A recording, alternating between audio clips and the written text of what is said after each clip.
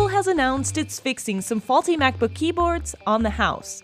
After 3 years of backlash and multiple lawsuits over issues with its butterfly switch keyboard, Apple finally seems to have given in.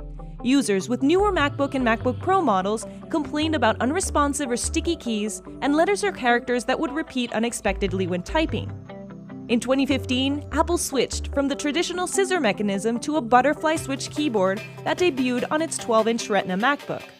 This allowed the keys to lie nearly flush on the computer, giving the newer models a slimmer form factor. Now, the company had originally suggested cleaning the keyboard with a can of compressed air as a potential solution, but that didn't seem to fix the problem, and a proper repair at the store could cost up to $700 if the device was not under warranty.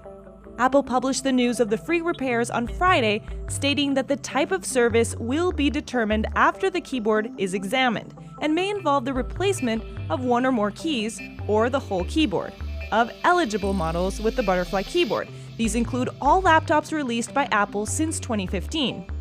Users with affected devices can set up a repair appointment at the store or mail it in, and those who've already paid for repairs can contact Apple for a refund.